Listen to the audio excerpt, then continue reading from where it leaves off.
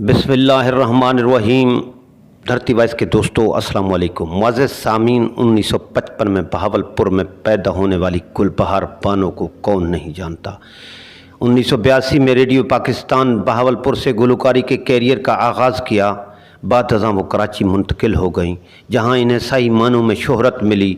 हुकूमत पाकिस्तान ने उन्हें 14 अगस्त 2007 को सदारती एवार्ड बराए हुस्न कारकर्दगी से नवाजा था। गुलबहार बानो के मशहूर गाने ये हैं: चाहत में क्या दुनियादारी, इश्क में कैसी मजबूरी, तोड़कर अहद करम ना आशना हो जाइए, बाद मुद्दत उसे देखा लोगो, जैसे लाजवाल गीत गा चुकी हैं, जिनकी आवाज़ आज भी कानों में रस घोलती हुई महसूस होती है। जब गुलबहार बानो की आवाज़ की बग़ैर महफ़िल अधूरी होती थी, लेकिन फिर इनकी गाई मशहूर ग़ज़लें लोग बार बार सुनते थे।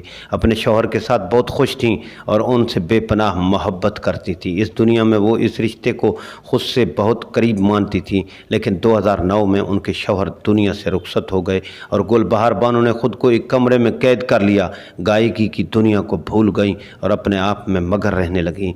उनके एक सुतीले भाई ने अपने घर में ले गए और वहाँ कैद करके रखा। एक अरसे तक इस कैद में रहने के बाद पुलिस की मदद से इन्हें बाजियाब करवाया गया, लेकिन इनके भाई का कहना था कि दिमागी तौर पर पागल हो चुकी है और सबको मारने की कोशिश करती है।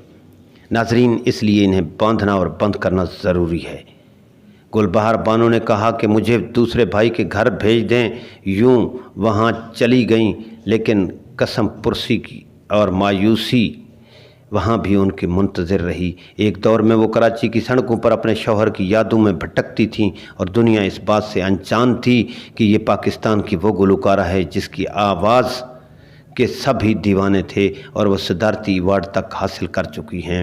नाजरीन, धरती वाइस की ये काविश आपको अच्छी लगे तो वीडियो को लाइक और चैनल को